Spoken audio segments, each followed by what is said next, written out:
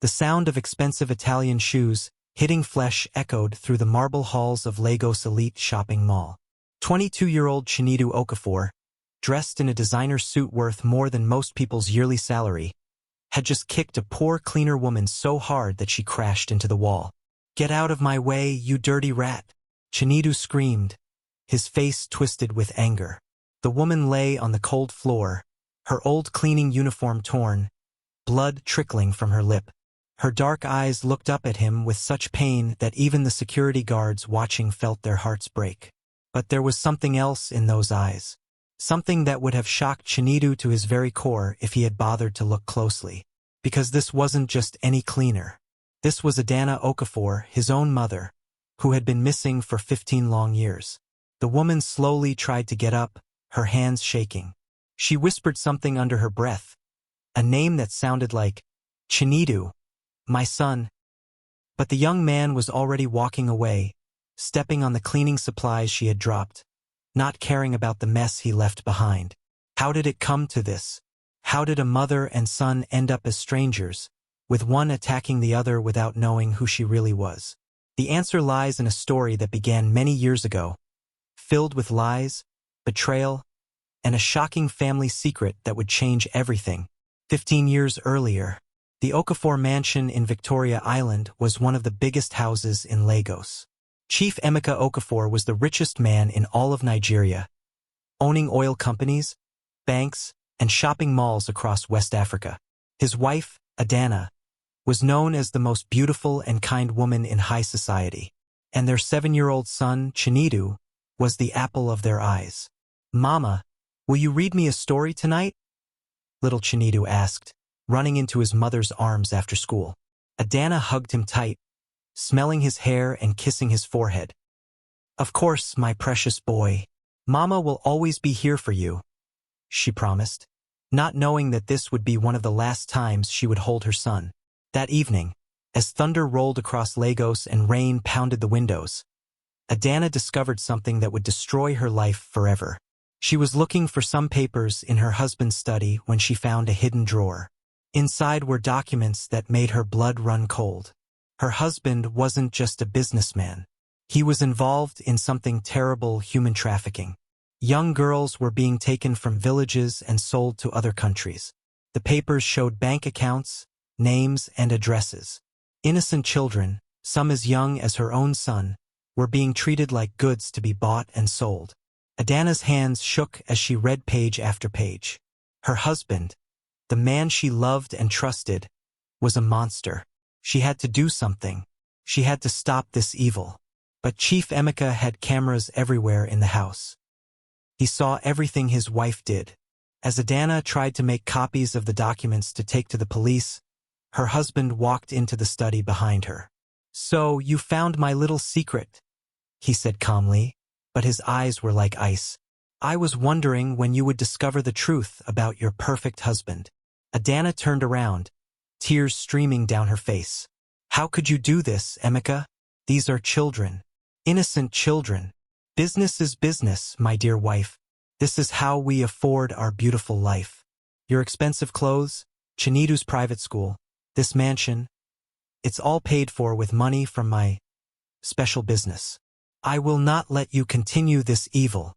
I'm taking these papers to the police right now." Adana grabbed the documents and ran toward the door, but Chief Emeka was faster. He grabbed her arm and pulled her back. "Oh no, my dear. You're not going anywhere." What happened next changed everything. Chief Emeka called his security men big, scary men who did whatever he told them to do. "My wife has become a problem," he told them coldly. "She knows too much about my business. Take her somewhere far away. Make sure she never comes back to Lagos. Make sure she can never find her way home." "Papa, what are you doing? Where are you taking Mama?" 7-year-old Chinedu had woken up from the noise and came downstairs. He saw the strange men holding his mother.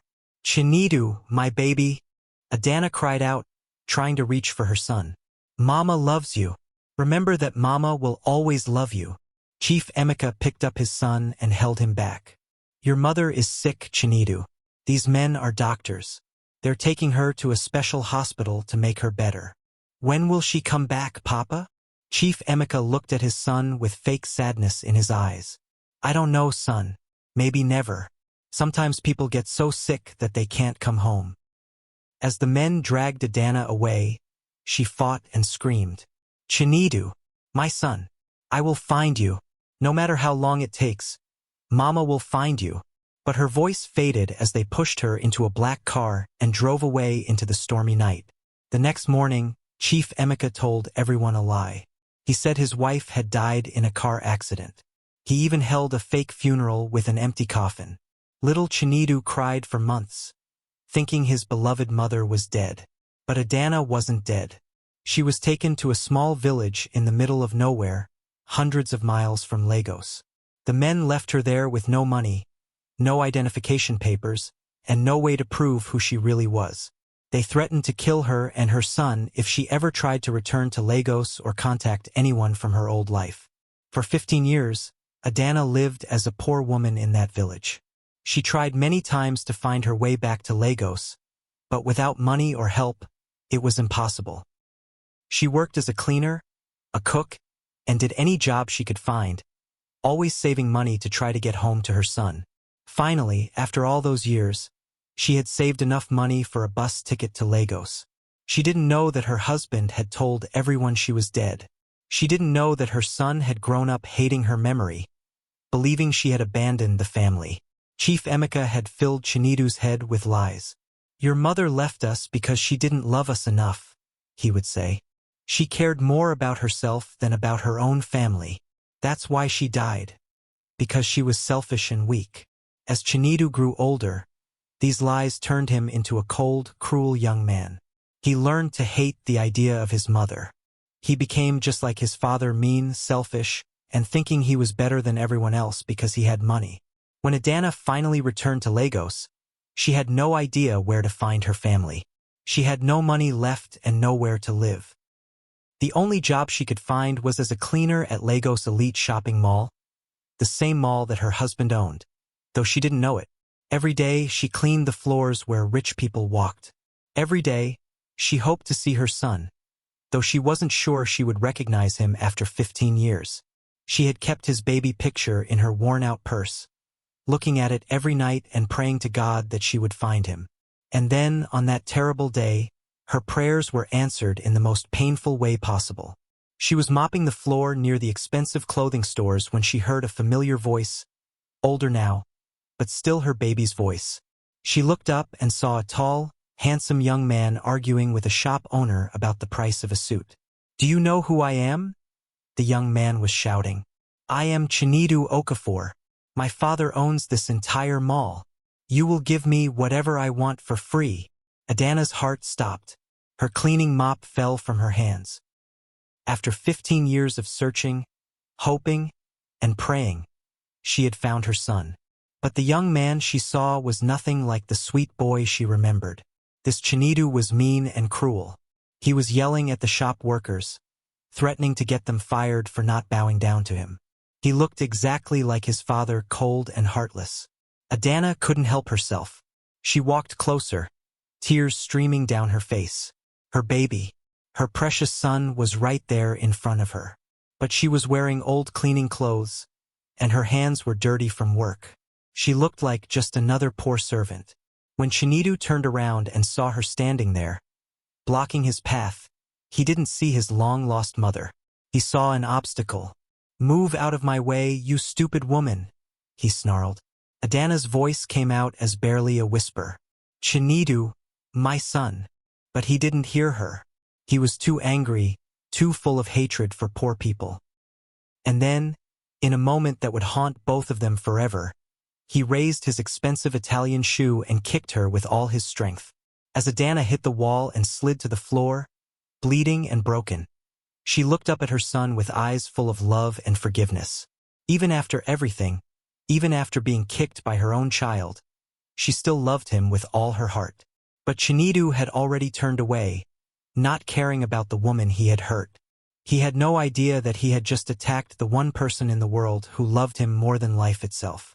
And as Adana lay there on the cold marble floor, watching her son walk away without looking back, She whispered the same words she had said 15 years ago. "Chinedu, my baby, Mama will always love you." But this time, there was something else in her whisper. Something that would soon turn the story upside down. Because Adana had recognized something about her son that even he didn't know about himself. Something that would expose the biggest lie Chief Emeka had ever told. What was this shocking secret? And what would happen when the truth finally came out? 3 days after the terrible incident at the mall, Adana sat in her tiny one-room apartment in Mushin, the poorest part of Lagos. Her ribs still hurt from where Chinedu had kicked her, and the bruise on her face had turned purple. But the pain in her heart was much worse than any physical injury.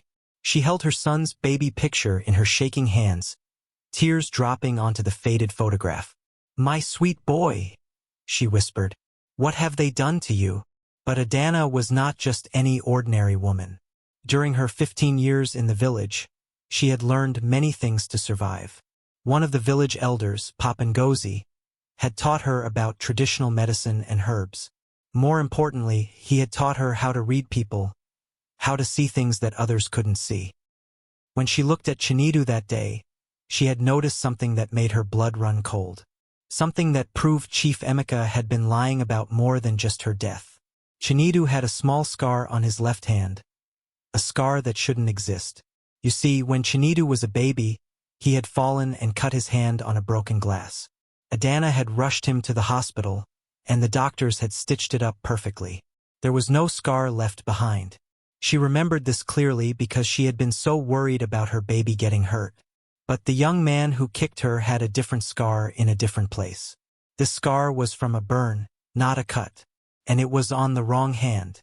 Adana's heart raced as the terrible truth hit her like a thunderbolt. The young man at the mall was not her real son. Chief Emeka had replaced her child with someone else. But where was her real Chinedu? And who was this boy who had been living her son's life for 15 years? Meanwhile, across the city in the luxurious Okafor mansion, the fake Chinedu was having problems of his own. Ever since the incident at the mall, he had been having strange dreams. In these dreams, he saw a different house, different parents, and a life he couldn't quite remember. "Kelechi! Kelechi, come and eat!" A woman's voice called in his dreams. But his name wasn't Kelechi. His name was Chinedu Okafor, wasn't it? The young man woke up sweating and confused. These dreams had been happening for years, but lately, they were getting stronger. Sometimes he remembered playing with other children in a small compound, very different from the big mansion he grew up in. Sometimes he remembered a kind woman who wasn't Chief Emeka's wife. A woman who looked exactly like the cleaner he had kicked at the mall. "Papa," he said to Chief Emeka at breakfast the next morning, "I keep having these strange dreams. I dream about a different family, and they call me by a different name." Chief Emeka's coffee cup froze halfway to his lips. "What name?" he asked carefully. "Kelechi," the young man replied. "In my dreams, my name is Kelechi, and I have a mother who loves me very much. She looks like that cleaner woman I kicked at the mall." Chief Emeka's face went pale. After all these years, he had thought his secret was safe. He had thought the drugs the doctors gave Kelechi as a child had erased all his memories permanently. "Those are just bad dreams, son," Chief Emeka said quickly. "Maybe you've been watching too many Nollywood movies. You know how those stories can mess with your head." But the young man wasn't convinced. That night, he decided to do something he had never done before. He went to Chief Emeka's study and started looking through old papers and photo albums. What he found made his world collapse. Hidden in a secret drawer were photographs of a different boy, a boy who looked nothing like him. The boy in the photos was with Chief Emeka and a beautiful woman who must have been the first Mrs. Okafor. And this boy, this real Chinedu, had kind eyes and a gentle smile. The fake Chinedu stared at the photos with growing horror. If this other boy was the real Chinedu Okafor, then who was he? He kept searching and found more shocking evidence. There were medical reports from a private hospital, dated 15 years ago. The reports talked about memory alteration procedures and identity replacement therapy, performed on a 7-year-old boy named Kelechi Onwuka. Kelechi Onwuka, That was the name from his dreams. That was his real name. The medical reports explained everything. After Chief Emeka had sent away his real wife, he needed to get rid of his real son too. The boy was asking too many questions about his mother and might discover the truth about his father's evil business when he grew older. So Chief Emeka had found another boy, a poor orphan named Kelechi from the streets, and had doctors perform illegal medical procedures to erase Kelechi's memories and plant fake memories of being Chinedu Okafor. But the procedures hadn't worked perfectly. Kelechi's real memories were still buried deep in his mind, coming out in dreams and strange feelings. As Kelechi read these terrible documents, he realized the full horror of what had been done to him. He wasn't just living a lie. He was the victim of the most evil crime imaginable. His entire life, his entire identity had been stolen from him. But there was something even worse in those papers. Something that made him sick to his stomach. There were records showing that the real Chinedu Okafor, the kind boy in the photographs, had been sold to human traffickers just like all those other children. Chief Emeka had sold his own son to protect his criminal business. Kelechi dropped the papers and ran to the bathroom, throwing up from the shock. The man he had called father for 15 years was not just a criminal. He was a monster who had sold his own child and stolen another child's life to cover up his crimes. And what about his real parents? The medical reports mentioned that Kelechi Onwuka's parents had died in a car accident, and he had been living on the streets when Chief Emeka found him. But was that true, or was it another lie? As Kelechi sat on the bathroom floor, crying for the first time since he was 7 years old, he remembered the cleaner woman's face at the mall. There had been something in her eyes when she looked at him, not fear or anger, but love and recognition. "Chinedu, my son," she had whispered. But he wasn't Chinedu. He was Kelechi. So why had she called him her son? Suddenly, a terrifying possibility entered his mind. What if that cleaner woman was his real mother? What if his parents hadn't died in a car accident? What if Chief Emeka had lied about that too? The next morning, Kelechi confronted Chief Emeka with the documents he had found. "You stole my life," he screamed, throwing the papers at the older man. "You erased my memories and made me forget who I really am, and you sold your real son to criminals." Chief Emeka looked at the scattered papers and sighed. "I was wondering when you would figure it out," he said calmly. "You were always too smart for your own good, even as a child. Where is the real Chinedu? What did you do to him?" "The real Chinedu is gone," Chief Emeka replied coldly. "Just like his mother. They were both threats to my business, so I removed them." "And my real parents? Did you kill them too?" Chief Emeka laughed, a cruel, heartless sound. "Your real parents? Boy, you don't understand anything.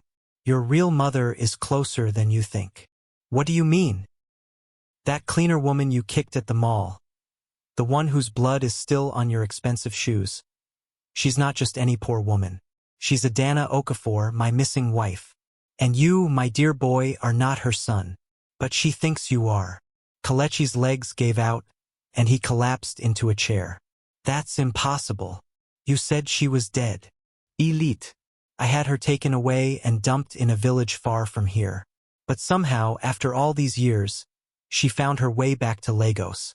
She's been working as a cleaner, searching for her precious son. And when she saw you at the mall, she thought she had found him. So she's not my mother, but she thinks I'm her son? And I kicked her? I hurt an innocent woman who was looking for her lost child." "Yes," Chief Emeka said with a cruel smile. "And here's the best part. She still doesn't know that you're not her real son. She still thinks you're Chinedu. Imagine how much it must hurt her to think that her own child has become so cruel and heartless." Kelechi felt like his world was spinning out of control. He had spent 15 years living as someone else, thinking his real parents were dead. Now he discovered that he had attacked an innocent woman who was desperately searching for her missing son. A son who might already be dead. But Chief Emeka wasn't finished with his revelations. "There's one more thing you should know," he said, his eyes glittering with evil satisfaction. "The reason I chose you to replace my real son wasn't random. You see, your real mother, your birth mother, she worked for me too. She was one of my servants, and she discovered my human trafficking business just like Adana did. What happened to her? I had her killed, of course, but not before she begged me to spare her 7-year-old son. She offered to let me take you and raise you as my own if I promised not to hurt you. She died thinking she had saved your life. Kelechi stared at Chief Emeka in horror. You killed my real mother? And she sacrificed herself to save me? Yes, and look how well that turned out. I turned her precious son into exactly the kind of person she would have hated: cruel, selfish, and heartless. I made you just like me. At that moment, Kelechi realized the full extent of Chief Emeka's evil. This man had destroyed multiple families, stolen children's lives, and turned victims into monsters. He had to be stopped. But as Kelechi was processing all this shocking information, neither he nor Chief Emeka noticed the small figure hiding outside the study window. Adana had come to the mansion, determined to find out the truth about her son. She had climbed over the wall and hidden in the gardens, hoping to catch a glimpse of Chinedu and maybe understand why he had become so cruel. She had heard every word of the conversation. She now knew that the young man she thought was her son was actually someone else entirely. She knew that her real son had been sold to criminals and was probably dead. And she knew that this boy, Kelechi, was also a victim of Chief Emeka's evil schemes. But there was something else she had learned from listening to their conversation. Something that changed everything once again. As she crept closer to the window to hear better, she saw something that made her heart stop. On Chief Emeka's desk, partially hidden under some papers, was a recent photograph. A photograph of a young man who looked exactly like her Chinedu would look now, 15 years older. The photograph had writing on the back: Chinedu Okafor, location. Kano State, status: alive. Her son was alive. After all these years, after believing he might be dead, Chinedu was alive. But as Adana reached through the window to grab the photograph, her hand knocked over a glass of water on the windowsill. Crash! The sound echoed through the study. Chief Emeka and Kelechi both turned toward the window and saw Adana's terrified face looking back at them. Well, well, well, Chief Emeka said with a sinister smile. Look who's come home to visit. The dead woman has returned from the grave. But before anyone could move or speak, something unexpected happened. The front gate of the mansion burst open, and police sirens filled the air. A dozen officers stormed into the compound, followed by a tall young man who looked exactly like the person in the photograph Adana had seen. The real Chinedu Okafor had returned, and he was not alone. Behind him walked a woman in an expensive lawyer's suit, carrying a briefcase full of evidence that would finally bring Chief Emeka's criminal empire crashing down. But how had the real Chinedu survived? How had he found his way home? And what would happen when he came face to face with the mother who had been searching for him and the boy who had been living his life? The answers to these questions would shock everyone and reveal one final, unbelievable twist that no one saw coming. The mansion's grand living room had never seen a scene like this. Chief Emeka stood frozen as police officers surrounded him, while 3 other people stared at each other in complete shock. Adana looked at the tall young man who had just walked in with the police. Even after 15 years, she knew that face. Those were her eyes, her late father's nose, her mother's gentle smile. This was her real son, her Chinedu. The real Chinedu stared back at the woman he had been searching for his entire adult life. She looked older, with lines of worry and suffering on her face. But she was exactly as he remembered her, beautiful, strong, and full of love. And Kelechi stood between them, still trying to understand that his whole life had been built on lies and stolen memories. Mama? The real Chinedu whispered, his voice breaking like a little boy's. My son, my precious son. Adana ran toward him, and they fell into each other's arms, crying tears of joy and relief after 15 years of separation. I never stopped looking for you, Mama. Never. Chinedu sobbed into his mother's shoulder. Even when I thought you were dead, something inside me knew you were alive somewhere. Chief Emeka tried to back away toward the door, but the police officers blocked his path. You're not going anywhere, said Inspector Adebayo, the lead officer. Chief Emeka Okafor, you are under arrest for human trafficking, kidnapping, child abuse, and multiple counts of murder. But as the handcuffs clicked around Chief Emeka's wrists, he started laughing a horrible, evil sound that made everyone's skin crawl. You think you've won? He snarled at Adana and the real Chinedu. You think this is a happy ending? You have no idea what's really been going on here. What are you talking about? Inspector Adebayo demanded. Chief Emeka's eyes gleamed with malicious satisfaction. Tell them, Chinedu. Tell them how you survived. Tell them how you really escaped from the traffickers. The real Chinedu's face went pale. He looked at his mother, then at Kelechi, then back at Chief Emeka. That has nothing to do with this. Oh, but it does. You see, officers, my son here isn't the innocent victim he pretends to be. He survived 15 years of trafficking by becoming one of them.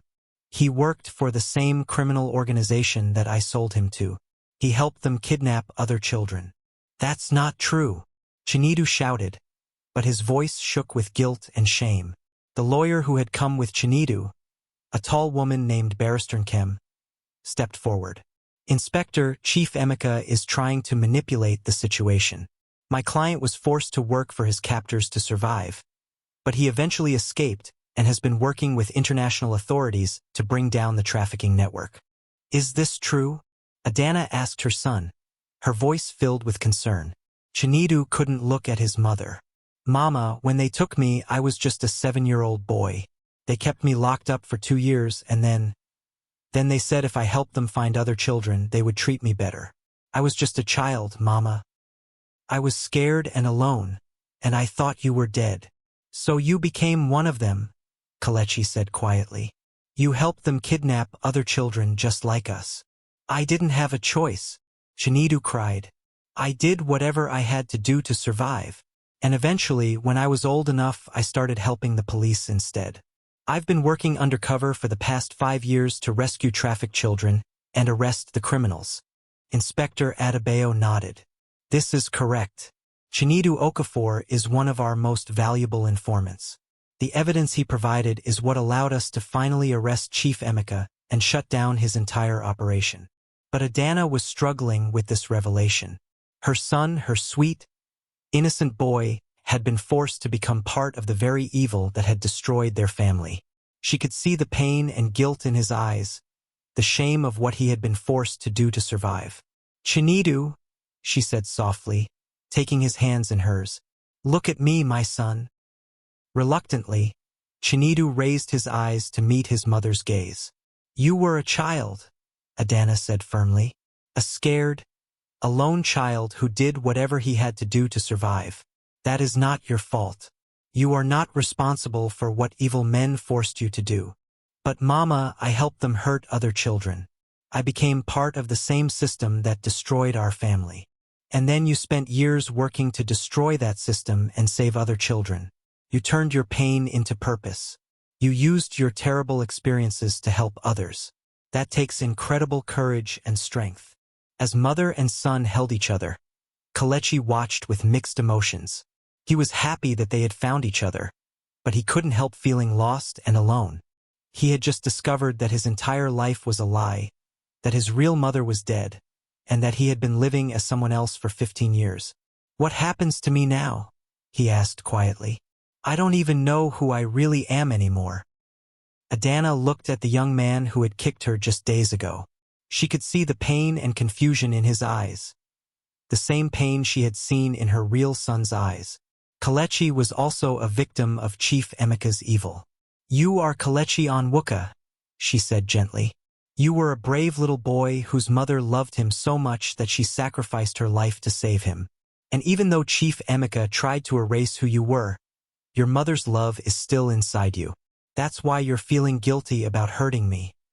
Because deep down, you're still the good boy your mother raised. But I've been so cruel, so horrible. I became just like him. Kelechi pointed at Chief Emeka. No, said the real Chinedu, stepping toward Kelechi. You became what you were taught to be, but it's not too late to change. I know what it's like to feel guilty about terrible things you were forced to do. The question is, What will you do now that you know the truth? Kelechi looked at these three people, the woman he had attacked, the man whose life he had stolen, and the lawyer who was fighting for justice. For the first time in 15 years, he felt like he had a choice about who he wanted to be. I want to help, he said quietly. I want to help bring down the rest of his criminal network. I know things about his business that even the police don't know. I can help save other children. Inspector Adebayo nodded approvingly. We can use all the help we can get. This case is much bigger than just Chief Emeka. There are dozens of other criminals involved in this trafficking network. But Chief Emeka wasn't finished causing trouble. Even with handcuffs on his wrists, he had one more card to play. You still don't understand the full truth, he said with a twisted smile. You think this is just about trafficking and stolen children? There's something else. Something that will destroy your happy reunion. What are you talking about now? Inspector Adebayo asked tiredly. Ask the lawyer. Ask Barrister Nkem why she really helped Chinedu find his way home. Ask her about her connection to this family. Everyone turned to look at Barrister Nkem, who had been quietly observing the reunion. For the first time since arriving, she looked uncomfortable. I don't know what he's talking about, she said, but her voice wasn't as confident as before. Chief Emeka laughed again. Tell them, Nkem. Tell them who you really are. The lawyer was quiet for a long moment. Finally, she sighed and set down her briefcase. My real name is not Nkem. My name is Ngozi Onwuka. Kelechi gasped. Onwuka? That's my last name. My real last name. Yes, Ngozi said quietly. I am your older sister. Your real sister. The room fell silent. Kelechi stared at the woman who had been standing there the whole time, fighting for justice, and realized she wasn't just any lawyer. She was his family. But how? The medical reports said my parents died and I had no other family. I was away at university when our parents were killed, Ngozi explained. By the time I came home, you had already been taken. I spent years searching for you, becoming a lawyer so I could fight the criminals who had destroyed our family. When I finally tracked down Chief Emeka's trafficking network, I met Chinedu, who was working undercover. He told me about a boy named Kelechi who had been taken the same time he was. I realized you might be my little brother. So you helped him find his mother, hoping he would lead you to me? Yes, and also because it was the right thing to do.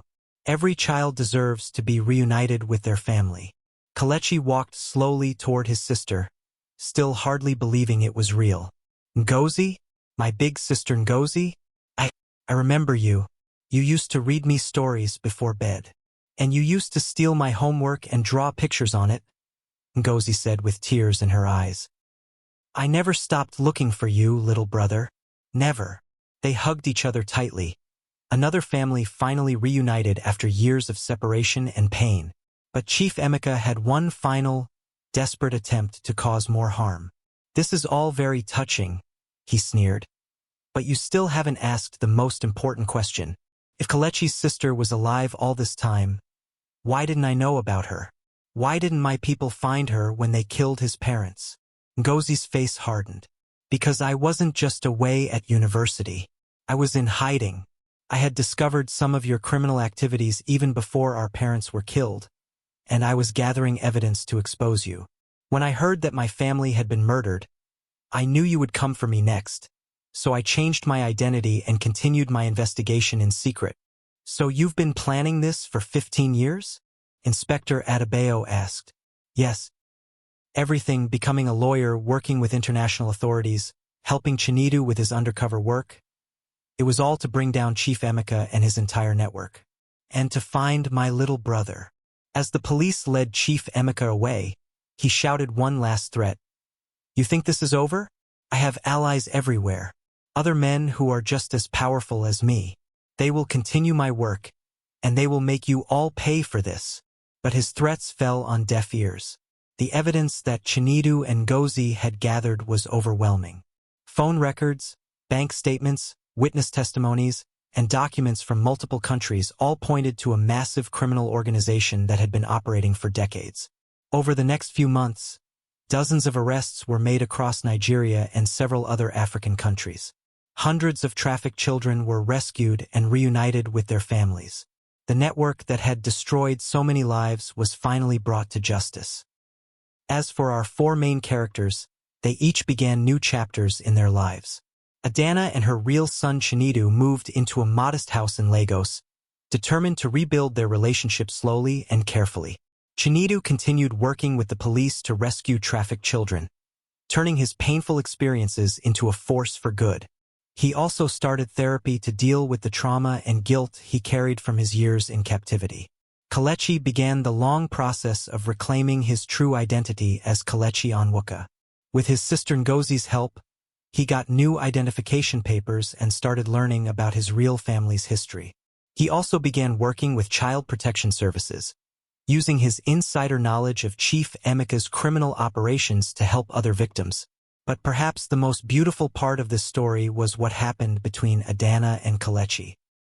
Even though he wasn't her biological son, and even though he had hurt her terribly, Adana could see the good person inside him, the person his real mother had died to protect. "You know," she said to him one day as they sat together in her small garden, "just because you're not my biological son doesn't mean you can't be part of my family. I have enough love for both my Chinedu and my Kelechi. You would really accept me as your son? After everything I did to you? My dear boy, love isn't just about blood. It's about choice. I choose to love you because I see the goodness in your heart. And I believe your real mother would be proud of the man you're becoming." And so, through all the pain and tragedy, something beautiful emerged. Two broken families became one larger, stronger family. Chinedu gained not just his mother back, but also a brother and sister. Kelechi discovered that even though his birth parents were gone, he could still have a loving family. Ngozi finally found the little brother she had never stopped searching for. And Adana learned that love can grow and multiply, even after the worst tragedies. As they sat together in the garden that day, Adana, her real son Chinedu, her adopted son Kelechi, and her daughter by choice Ngozi, watching the sunset over Lagos. They knew that their story was far from over. There would be more challenges ahead, more criminals to catch, more trafficked children to rescue, more healing to do. But they would face these challenges together, as a family forged not by blood or circumstance, but by choice, love, and the determination to turn their pain into purpose. And in that moment, as the golden African sun set behind the bustling city of Lagos, for people who had lost everything found something even more precious than what they had lost. They found each other, and they found hope. But even as they celebrated their reunion and their victory over evil, none of them knew that Chief Emeka's final threat had been more than just angry words. Deep in the shadows of Lagos, other powerful men were already making plans to continue his work. The battle against child trafficking was far from over, and soon, this newly formed family would face their greatest test yet, one that would require all their love, courage, and determination to survive.